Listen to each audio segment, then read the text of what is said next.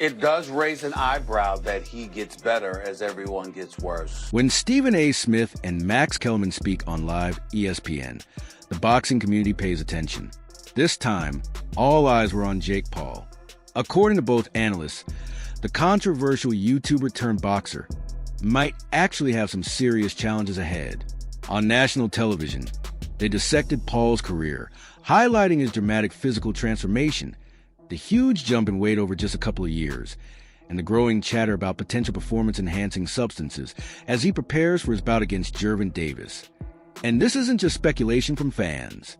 Trainers, fighters, and even some of Jake's past opponents have openly wondered how he added so much size, strength, and endurance in such a short time while insisting he's clean.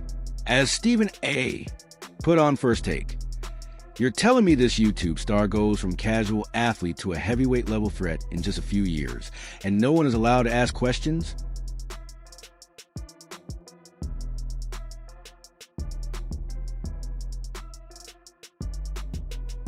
Max Kellerman jumped in immediately, noting, "We've seen this story play out in boxing before. A fighter suddenly packs on size, shows explosive power, lands quick knockouts, and always makes people wonder what happened behind scenes." His comment only fueled the ongoing debate. Something came out called the Mitchell Report, where they had all these guys that supposedly used performance-enhancing drugs. A, Barry Bonds was not on that list of the Mitchell Report. B, 103 names were on the report.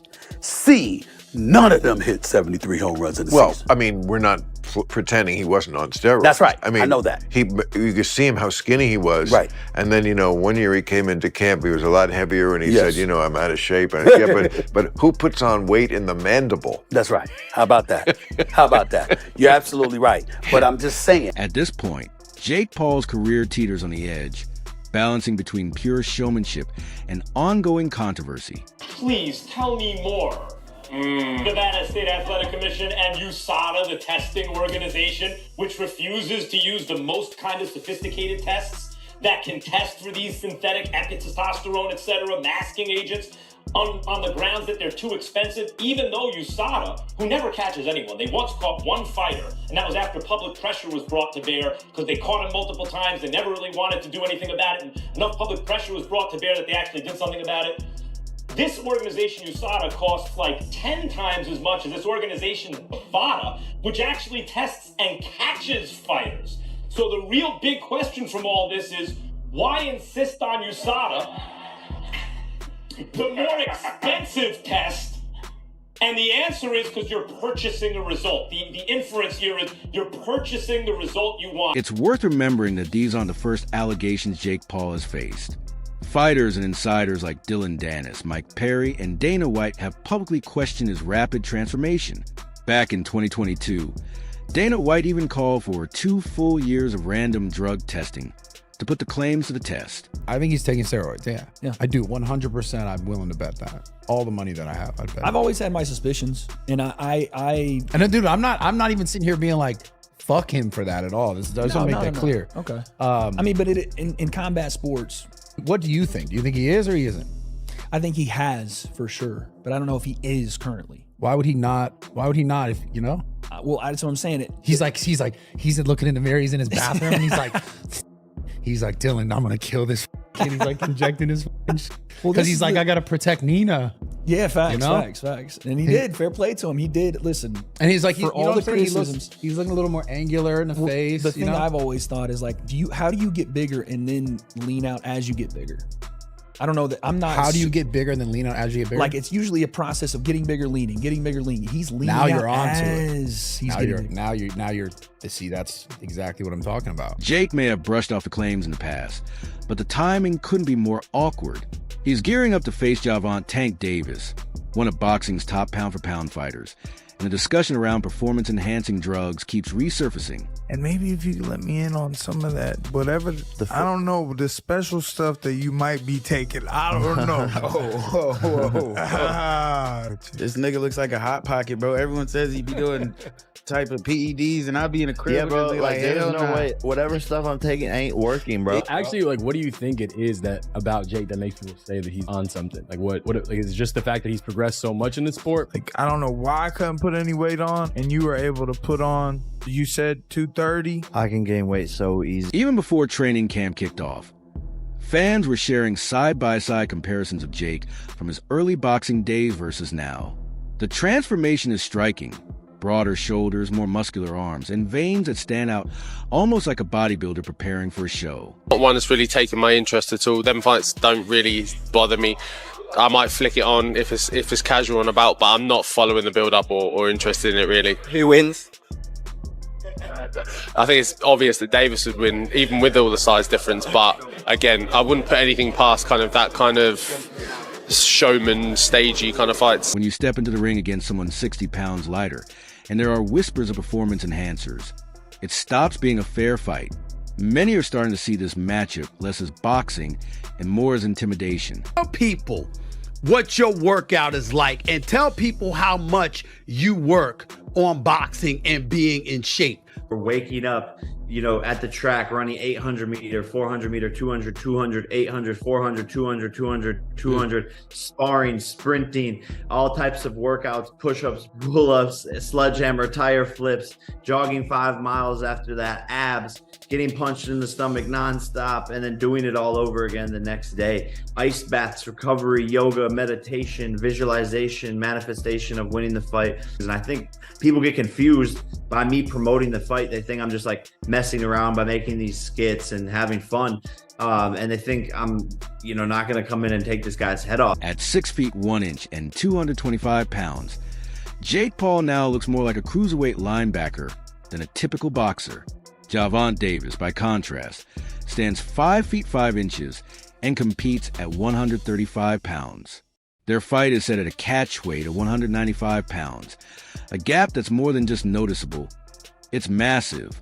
Paul's reputation has always hinged on proving he belongs in the sport, but if performance-enhancing substances are even rumored, that entire image is put at risk. Jake Paul, I think when he weighed in for Mike Tyson, was 227 pounds. That is, if I'm not mistaken, a 92-pound weight difference. Almost a 100-pound weight difference. It's insane. That is called one thing. That's called being a bully. Jake Paul has publicly denied all allegations, insisting that he's under constant, random drug testing and that officials can check in at any time. He's even threatened legal action against anyone spreading claims of steroid use. Still, the rumors persist because it's not only about testing. Fans and critics are noticing the sudden increase in muscle mass, the flare-ups of acne, and his intense demeanor during weigh-ins.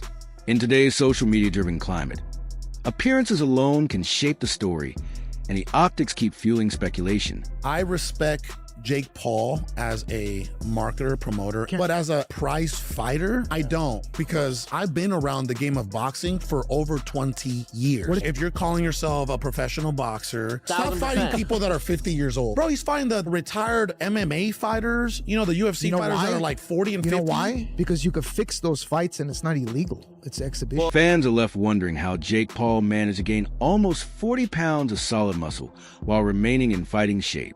Trainers are questioning how he maintained such impressive endurance, and his opponents can't help but shake their heads in disbelief. Speaking of bumps, went right over it. Those little bumps you had on your face kind of alarmed me.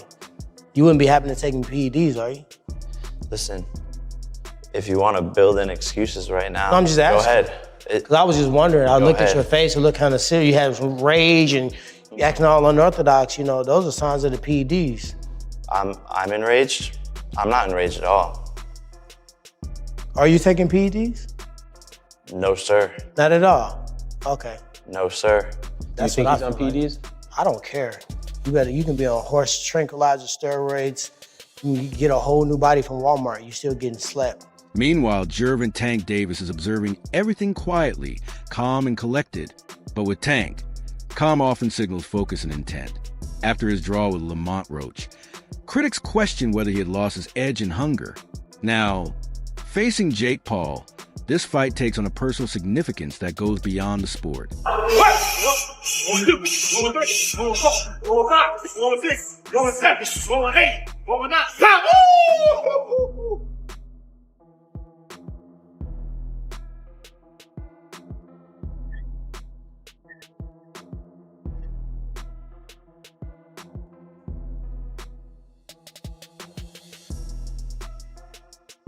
Let's be real. Controversies around performance enhancers aren't new in boxing. From Canelo Alvarez's tainted meat explanation to Tyson Fury's Nandalone situation.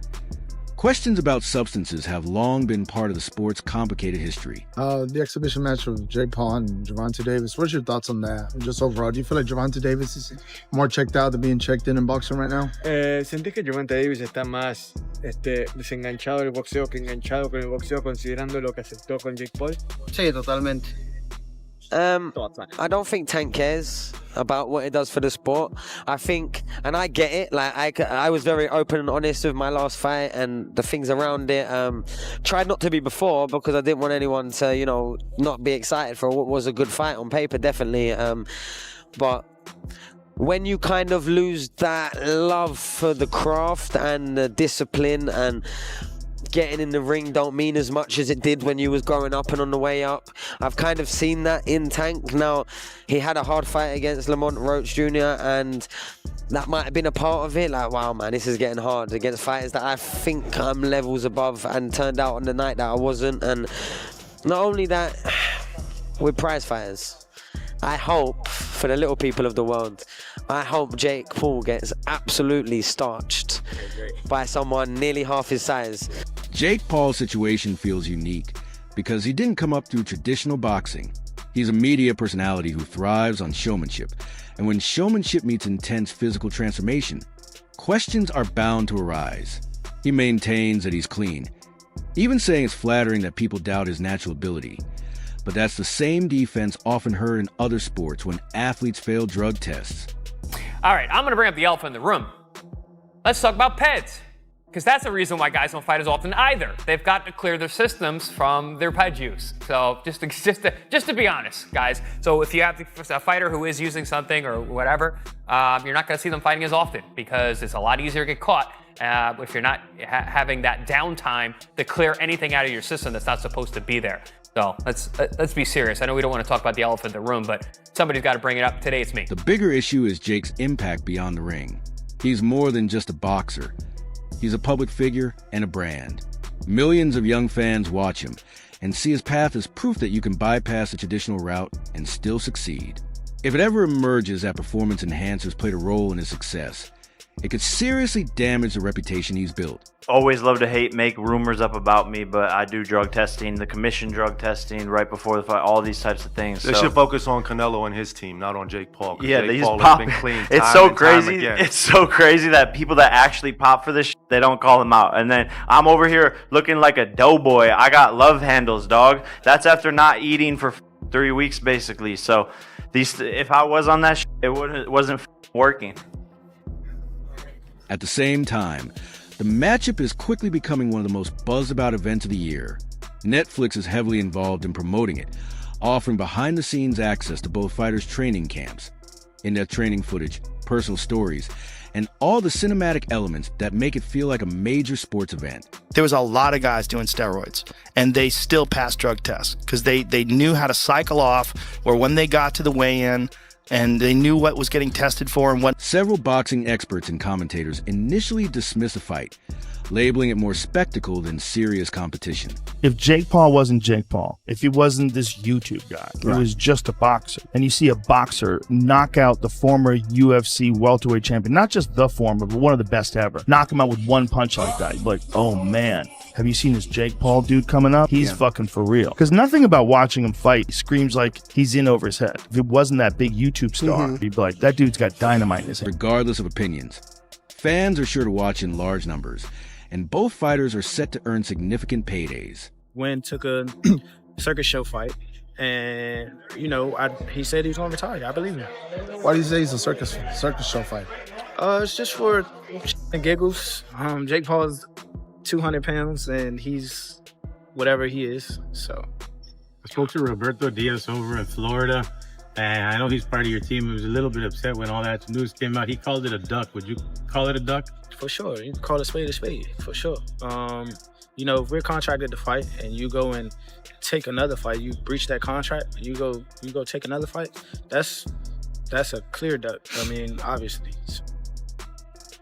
Many boxing pros and pundits started by calling this fight a clown show. Listen, man, he making 40 mil is what I hear. Get your money. Because listen, this sport is brutal, dog. We got hustle and bustle. And to put yourself in a position where you can make that kind of money, you can't be mad at Tank. Make your money, because at the end of the day, when it's all said and done, who gonna feed your kids? Who gonna take care of your family? Who gonna take care of you? So I ain't mad at Tank. Get your money, and at the end of the day, Jake Paul is in a league of his own. And hate on him or not, whatever, at the end of the day, he's bringing attention, and there's actual growth. There's good fights on the card. You know what I'm saying? So I'm not mad at it, man. Jake Paul's on a lane of his own. It's great entertainment. It's boxing, but it's just a different. Behind all the hype, the conversation around Jake Paul versus Gervonta Davis keeps circling back to one concern. Is Jake really clean? Jake Paul versus Tank, right? Oh, yeah. Like, everyone's talking about it. It's a whole thing. A lot of people liked it, didn't like it. Yeah. How did you feel when you first saw that it was a thing? It pissed me the fuck off, bro. Yeah, why? It's just disappointing on mainly Jake's end. You know, we're not falling for the Disney Channel bit no more. We're not falling for you're not a fighter no more. We're not falling for that. You know, you're ranked as a cruiserweight and you're out here trying to fight a lightweight. And then on top of it, you were just talking about fighting Anthony Joshua.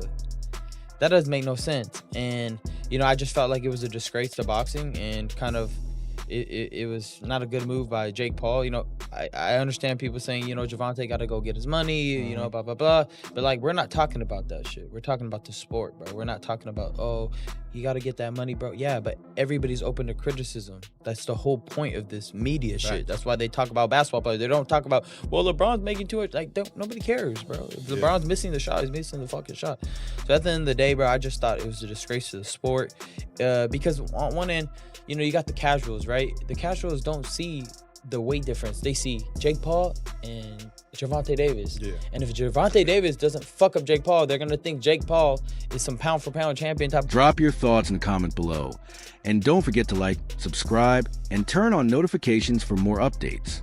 See you in the next video.